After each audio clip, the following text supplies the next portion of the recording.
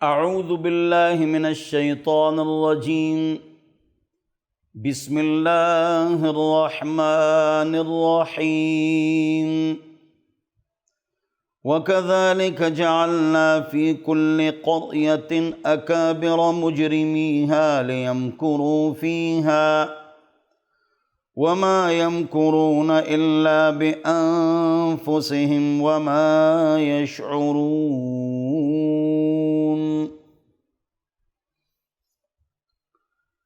آپ حضرات کے سامنے قرآن کا درس ترتیب وار چل رہا ہے، اور 8واں پارہ سورہ انعام ہے۔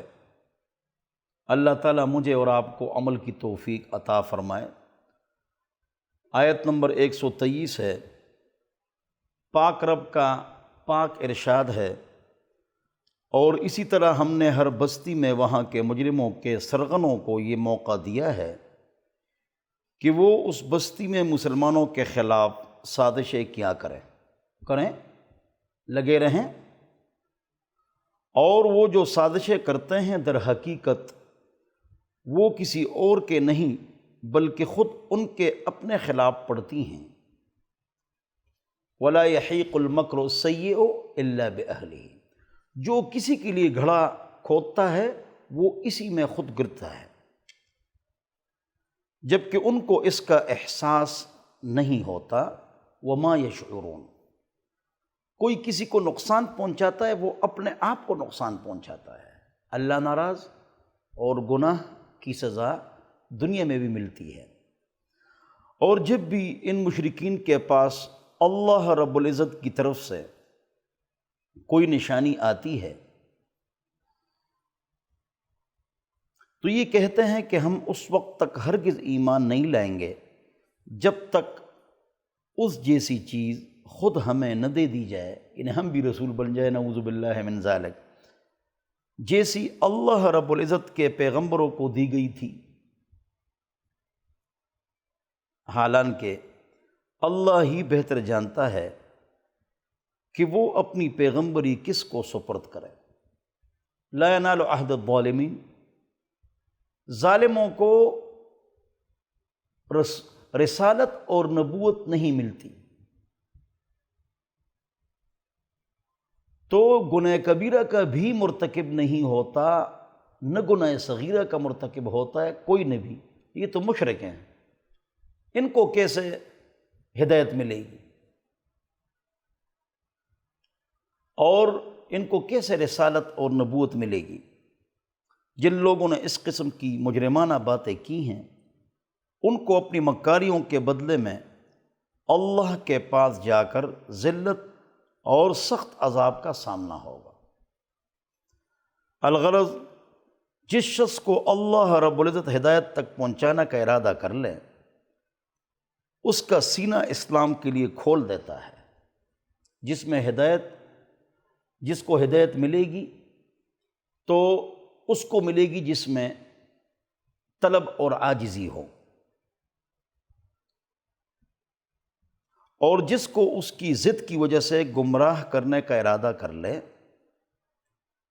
اس کے سینے کو تنگ اور اتنا زیادہ تنگ کر دیتا ہے کہ اسے ایمان لانا ایسا مشکل معلوم ہوتا ہے جیسے اسے زبردستی آسمان پر چڑھنا پڑ رہا ہو، کأنما یصعد فی السماء، یعنی اس کو زبردستی کوئی چڑھا رہا ہے آسمان کی طرف۔ کذالک یجعل اللہ الرجس علی الذین لا یؤمنون، اسی طرح اللہ رب العزت کفر کی گندگی ان لوگوں پر مسلط کر دیتا ہے جو ایمان نہیں لاتے۔ کیوں؟ طلب اور عاجزی نہیں ہے۔ وَهَذَا صِرَاطُ رَبِّكَ مُسْتَقِيمًا، یہ آپ کے رب کا سیدھا راستہ ہے، توحید والا اور محمد پاک صلی اللہ علیہ وسلم والا۔ قَدْ فَصَّلْنَا الْآيَاتِ، تحقیق ہم نے تفصیل سے آیتیں بیان کر دی ایسی قوم کے لیے یذکرون، جو نصیحت حاصل کرتی ہیں، لہم دار السلام، ان کے لیے سلامتی کا راستہ ہے، یعنی جنت۔ واللہ یدعو الی دار السلام، اللہ پورے قرآن میں جنت کی طرف بلاتا ہے، اور شیطان تمہیں بلاتا ہے جہنم کی طرف، آگ کی طرف، گمراہی کی طرف۔ عند ربہم، ان کے رب کے ہاں، وہی اللہ ان کا ولی اور دوست ہے۔ بما کانوا یعملون، جو یہ لوگ اعمال کرتے ہیں، یعنی توحید اور نیک اعمال، نماز روزہ حج زکوٰۃ وغیرہ وغیرہ۔ وَيَوْمَ يَحْشُرُهُمْ جَمِيعًا، اور جس دن اللہ رب العزت سب کو جمع فرمائے گا تو پاک رب فرمائے گا کہ اے جنات کی جماعت، قد استکثرتم من الانس، اے جنات کے گروہ، تم نے انسانوں کو بہت بڑھ چڑھ کر گمراہ کیا۔ کیوں؟ وسوسے ڈال کر۔ جو جن اسلام لے آیا وہ اسلام لے آیا، مسلمان بھی ہیں، اور یہ شیاطین جو ہمارے دل میں وسوسے ڈالتے ہیں، تو آپ نے انسانوں کو گمراہ کر دیا۔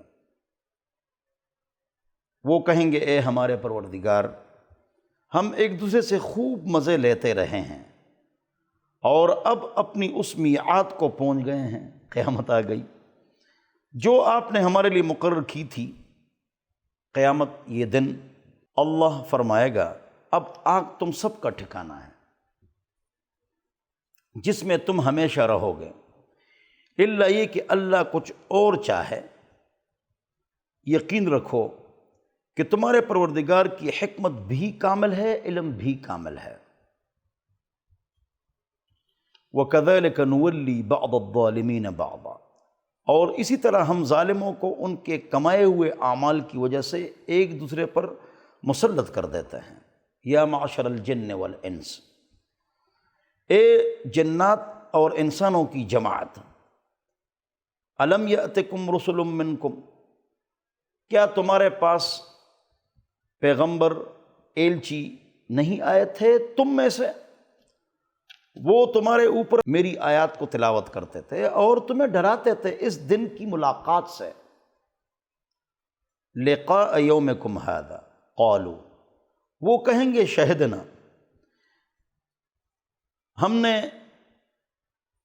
گواہی دے دی اپنی جانوں کے خلاف، علی انفسنا وغرتہم الحیات الدنیا، اور دنیا کی زندگی نے ان کو دھوکے میں مبتلا کیا اور انہیں اپنے خلاف گواہی دے دی کہ بے شک وہ کافر تھے، انکار کرنے والے تھے۔ ذالک، یہ باتیں غور سے سنو، کہ بے شک آپ کا رب نہیں ہے ہلاک کرنے والے دیہات والوں کو ان کے شرک کی وجہ سے، اور اس کے اہل غافل ہوں، لوگ غافل ہوں، ان کے پاس توحید کی دعوت نہیں پہنچی اور اللہ ان کو ہلاک کر دے، ایسا نہیں۔ لہٰذا وہ لوگ جو جنگل میں یا پہاڑ میں بڑے ہو گئے تو وہ کہاں جائیں گے؟ تو ایک تو یہ ہے کہ جن تک دعوت نہیں پہنچی ہے وہ جہنمی نہیں ہے، ایک۔ دوسری بات یہ، وَإِن مِّنْ أُمَّةٍ إِلَّا خَلَا فِيهَا نَذِيرٌ، ایسی جماعت ہے نہیں جن تک دعوت پہنچی نہیں ہو۔ تیسری بات کہ اگر کوئی آدمی سیکولر ایتھیسٹ ہے، اس تک کسی مذہب کی بات نہیں پہنچی ہو اور میدان جنگل یا پہاڑ میں بڑا ہو گیا، تو وہ اگر یہ کہے کہ اس کائنات کا کوئی بنانے والا ہے تو وہ توحید کے عقیدے پر ہے، یہ جنت میں جائے گا۔ مشرکین کے بچے، امام شافعی فرماتے ہیں وہ جنتیوں کے ویٹر ہوں گے، ان کے خادم ہوں گے، کأنہم لؤلؤ مکنون، غلمان لہم کأنہم لؤلؤ مکنون۔ امام ابو حنیفہ رحمہ اللہ فرماتے ہیں کہ حضور اکرم صلی اللہ علیہ وسلم کے والدین، مشرکین کے بچے، اور عیسیٰ علیہ السلام سے لے کر حضرت محمد پاک کے زمانے تک جو افراد ہیں، ان کے بارے میں خاموش رہو، اللہ جو فیصلہ فرمائے گا فرمائے گا۔ تو فرماتے ہیں اور ہر ایک کے لیے اپنے درجات ہیں، ان کے اعمال کے حساب سے جو انہیں اعمال کیے ہیں، اور آپ کا رب غافل نہیں ہے جو یہ لوگ اعمال کرتے ہیں، اور آپ کا رب غنی بادشاہ اور کسی کا محتاج نہیں ہے، غنی ہے، مستغنی ہے، ذو الرحمہ، رحمت والی ذات ہے۔ اگر اللہ چاہے ایک کافر و مشرکوں، اللہ تم سب کو ختم کر دے، وَيَسْتَخْلِفْ مِن بَعْدِكُمْ مَا يَشَاءُ، اور آپ کے بعد لے آئے ان کو جن کو چاہے، کما انشاکم من ذریت قوم آخرین، جس طرح تم لوگوں کو پیدا کیا ایسی قوم کی اولاد سے جو آپ کے علاوہ تھے۔ انما توعدون لآت، بے شک جو تمہارے ساتھ وعدہ کیا گیا ہے وہ آنے والی ہے، وہ بات، وہ چیز، وہ قیامت ہے، اور تم عاجز بنانے والے نہیں ہو کہ اللہ کو عاجز بنا دو گے، کہیں بھاگ جاؤ گے، ایسی بات نہیں۔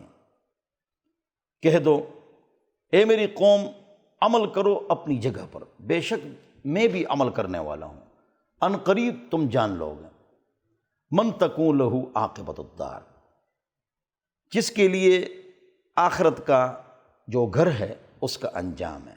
فسوف تری اذا انکشف الغبار افرس تحت رجلک ام حمار، ان قریب ابھی پتہ لگ جائے گا، جب دھوڑ بیٹھ جائے گا پتہ لگ جائے گا کون گدھے پر سوار ہے کون گھوڑے پر سوار ہے۔ لہذا جب انسان کا انتقال ہو جائے گا پھر پتہ لگ جائے گا کون کہاں کھڑا تھا، کس نے کیا کمایا۔ ایام عمر کا تذہب، آپ کے ایام زندگی جا رہے ہیں، وجمیع سعیک یکتب، اور جو کچھ تم کر رہے ہو لکھا جا رہا ہے۔ ثم الشہید علیک منک، قیامت کے دن آپ کی زبان پر مول لگ جائے گی، آپ کے عذاب کے خلاف گواہی دیں گے۔ فأین این المہرب، پھر کہاں اور کہاں بھاگو گے۔ انہو، بے شک بات یہ ہے کہ اللہ ظالموں کو کامیاب نہیں کرتا۔ اور یہ جو مشرک لوگ ہیں یہ کیا کرتے ہیں؟ وَجَعَلُوا لِلَّهِ مِمَّا ذَرَأَ مِنَ الْحَرْثِ وَالْأَنْعَامِ نَصِيبًا، اور اللہ رب العزت نے جو کھیتیاں اور چوپائے پیدا کیے ہیں ان لوگوں نے ان میں سے اللہ کا بس ایک حصہ مقرر کیا ہے۔ یہ اللہ کا، یہ بتوں کا تیر رکھے ہوئے تھے، اور وہ تو مشرک تھے، اونٹ گوشت یہ رکھتے تھے۔ ہم تو شاڈولے کے مزار پر سب سے پہلے پیدا شدہ بچے کو وقف کر دیتے ہیں، وہ ان سے مانگتے رہتے ہیں، ان کے ذریعے سے مانگتو گداگر اس کو بناتے ہیں، اس کے سر پر ہول ڈالتے ہیں، اس کا سر چھوٹا رہ جاتا ہے۔ یہ انسانوں کو ان کے نام پر کیا کرتے ہیں؟ وقف کرتے ہیں۔ یہ ڈبل شرک ہے۔ وہ مشرکین مکہ بتوں کو وقف کرتے تھے، ہم اپنی اولاد کو وقف کرتے ہیں، ان کے ساتھ ظلم کرتے ہیں، ڈبل شرک کرتے ہیں۔ ایک وکیل نے کہا، ہندو تھا، یہ کچہری کے اندر راول پنڈی، کہ ہم میں اور تم میں کیا فرق ہے؟ ہم کھڑے کو پوچھتے ہو، ہم کھڑے کو پوچھتے ہیں، تم پڑے کو پوچھتے ہو، یہ فرق ہے۔ اللہ اکبر، بات بالکل ٹھیک کی۔ کیا کچھ وہاں پر نہیں ہوتا جو قرآن و سنت میں نہیں ہے، نہ بابا جی نے کوئی وصیت کی ہے، بس کاروبار ہے۔ فقالو، یہ لوگ مشرک کہتے ہیں، ھذا للہ بزعمہم، یہ اللہ کے لیے ہے ان کے گمان کے مطابق، وھذا لشرکائنا، اور یہ ہمارے شرکاء کے لیے ہیں، بتوں کے لیے۔ فما کان لشرکائہم فلا یصل الی اللہ، جو ان کے شرکاء کے لیے وہ اللہ کی طرف پہنچتا نہیں ہے۔ وما کان اللہ، اور جو اللہ کے لیے، فهو یصل الی شرکائہم، وہ بھی ان کے شرکاء کو پہنچ جاتا ہے۔ شرک ہے۔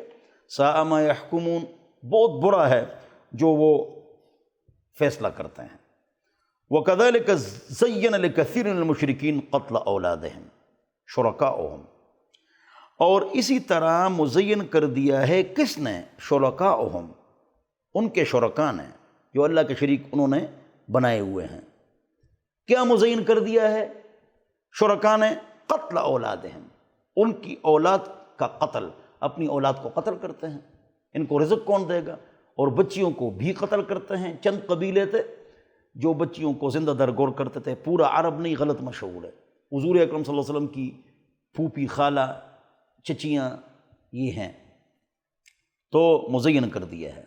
لکثیر المشرکین، کس کے لیے؟ بہت سارے مشرکین کے لیے۔ یہ میں نے ترکیبی ترجمہ کیا تاکہ آپ کو آسان ہو جائے، آپ کے لیے آسان ہو جائے۔ وَكَذَلِكَ، اور اسی طرح مزین کر دیا ہے ان کے شرکاء نے ان کی اولاد کو قتل کرنا کہ اپنی اولاد کو خود قتل کرتے ہیں، لکثیر من المشرکین، بہت سارے مشرکین کے لیے، لیردوہم کہ وہ ان کو ہلاک کر دیں، برباد کر دیں، تباہ کر ڈال دیں، ولیلبسوا علیہم دینہم، اور ان کے اوپر ان کے دین کو خلط ملط کر دیں اور ان کو مغالطہ میں مبتلا کریں۔ وَلَوْ شَاءَ اللَّهُ مَا فَعَلُوا، اللہ قادر ہے کہ لوگ یہ کام نہ کریں اور سارے موحد بن جائے، لیکن اللہ کی قدرت تو ہے یہ، لیکن اللہ کی سنت یہ ہے کہ لوگوں کو اختیار دیے شرک کرے، توحید کرے، پانی پیے یا منہ میں آگ ڈالے، ان کی اپنی غلطی ہے، بس ان کو چھوڑ دیجئے جو وہ افترا کرتے ہیں اپنی طرف سے۔ وَقَالُوا هَذِهِ أَنْعَامٌ وَحَرْثٌ حِجْرٌ، اور یوں کہتے ہیں یہ مشرک کہ ان چوپایوں اور کھیتیوں پر پابندی لگی ہوئی ہے، حرث حجر، کھیتی اس پر پابندی ہے، کیوں؟ بتوں کے لیے وقف ہے۔ لا يطعمها الا من نشاء، اس کو نہیں کھائے گا مگر جس کو ہم چاہیں، ان کے گمان کے مطابق۔ وانعام، اور کچھ چوپائے ایسے ہیں جن کی پشت حرام قرار دی گئی ہے، کوئی اس پر سواری نہ کرے۔ وانعام، اور ایسے بھی جانور ہیں لا یذکرون اسم اللہ علیہا، نہیں پڑھتے ہیں اللہ کا نام اس کے اوپر، افتراء علیہ، یہ افتراء کرتے ہیں، یہ نہیں کہ اللہ کی طرف سے ہے جو ہم کر رہے ہیں شرک اور غلط کام، یہ تو اللہ پر بہتان باندھ رہے ہیں۔ سیجزیہم بما کانوا یفترون، پس ان قریب اللہ ان کو بدلہ دے گا جو یہ افتراء کرتے ہیں، جھوٹ بولتے ہیں، تہمت لگاتے ہیں۔ وقالوا ما فی بطون هذه الانعام، اور کہتے ہیں ان جانوروں کے پیٹوں میں جو حمل ہیں خالصۃ لذکورنا، یہ ہمارے مذکروں کے لیے، نروں کے لیے، ومحرم علی ازواجنا، اور یہ حرام ہے ہماری عورتوں کے لیے، اور اگر وہ بچہ مردہ پیدا ہو تو اس سے فائدہ اٹھانے میں سب مرد اور عورت شریک ہو جاتے ہیں۔ جو باتیں یہ لوگ بنا رہے ہیں اللہ انہیں عنقریب ان کا پورا بدلہ دے گا۔ یقیناً وہ حکمت کا بھی مالک ہے، علم کا بھی مالک ہے۔ حقیقت یہ ہے کہ وہ لوگ بڑے خسارے میں ہیں جنہوں نے اپنی اولاد کو کسی علمی وجہ کے بغیر محض حماقت سے قتل کیا ہے، اور اللہ نے جو رزق ان کو دیا تھا اسے اللہ پر بہتان باندھ کر حرام کر لیا ہے۔ وہ بری طرح گمراہ ہو گئے اور کبھی ہدایت پر آئے ہی نہیں۔ یہ جو لوگ منصوبہ بندی کرتے ہیں تو ایک ہے اجتماعی منصوبہ بندی، ایک ہے انفرادی منصوبہ بندی۔ انفرادی منصوبہ بندی جائز ہے اولاد میں وقفہ، غور سے سنو، اور اجتماعی حرام ہے، بس دو ہی بچے اچھے، کم خاندان، چھوٹا خاندان، یہ حرام قطعی ہے، گناہ کبیرہ ہے۔ ہاں انفرادی منصوبہ بندی جائز ہے۔ نمبر 1، ہر عورت کو چاہیے کہ 2.5-3 سال کا وقفہ کریں، زیادہ وقفہ بھی کر سکتی ہے، زچہ اور بچہ کی صحت کے لیے، ایک۔ دوسری بات یہ کہ عورت بیمار ہے، وہ 5-6-7-8 سال کا وقفہ کرے، یہ بھی اسلام میں جائز ہے، اس کی گنجائش موجود ہے۔ دوسری بات۔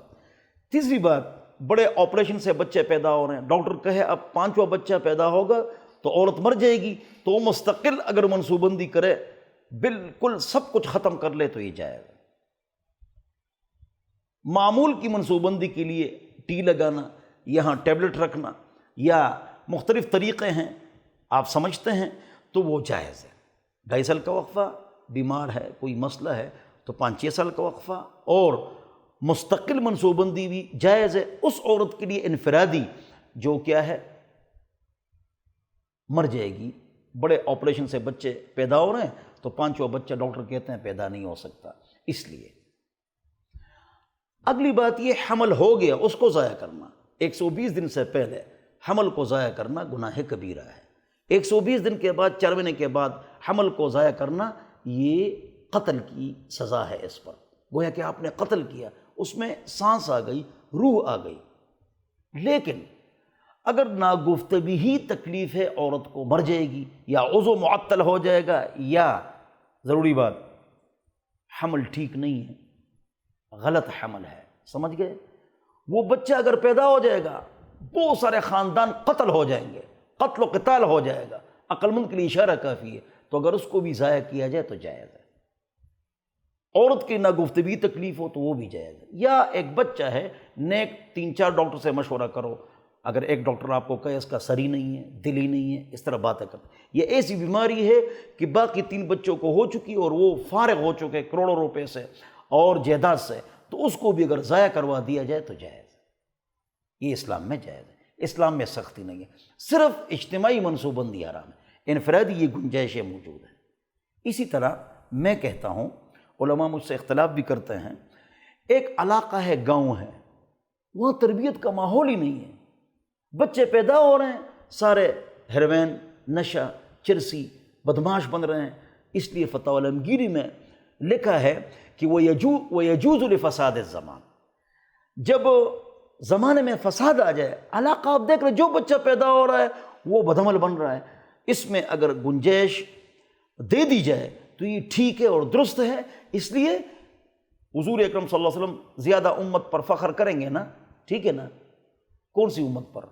فحاش امت پر، ڈاکو امت پر، بدعمل پر۔ یعنی پتہ ہے کہ اس علاقے میں جو حالات ہیں، جو ماحول ہے، بچے برباد ہو رہے ہیں، تو اگر اس صورت میں بھی منصوبہ بندی کی جائے تو جائز ہے۔ وَيَجُوزُ لِفَسَادِ الزَّمَانِ عالمگیری۔ بہرحال انفرادی جائز ہے اور اجتماعی جو ہے وہ حرام ہے۔ باقی ایک صحافی، رائٹر ہیں، جرنلسٹ ہیں، وہ عیسائی ہیں اور امریکن ہیں، اس نے کتاب لکھی ہے کہ منصوبہ بندی اسلام کے خلاف سیاسی سازش، انہوں نے لکھی، IPS اسلام آباد نے اس کا ترجمہ کیا، ٹرانسلیشن کی ہے، وہ آپ اردو میں پڑھ سکتے ہیں کہ یہ اسلام کے خلاف منصوبہ بندی کے لیے جو محنتیں ہو رہی ہیں اسلام کے خلاف سازش۔ اور باہر ممالک میں اگر آپ کا 3-4 بچہ پیدا ہو جائے تو وہ باقاعدہ جو ہے نا ٹیکس میں چھوٹ دیتے ہیں، اور رشیا میں باقاعدہ ایک عورت کو زیادہ بچے ہو گئے تو اس کو پوری ایک بس انہوں نے انعام میں دے دی۔ تو یہ منصوبہ بندی یقیناً ایک سازش تو ہے، لیکن یہ گنجائشیں بھی موجود ہے جو میں نے آپ کو بتا دی۔ باقی اگر اس حوالے سے کوئی بھی مسئلہ ہو تو آپ مشورہ کر سکتے ہیں 0311 444 0006۔ اللہ تعالی ہم سب کو عمل کی توفیق عطا فرمائے۔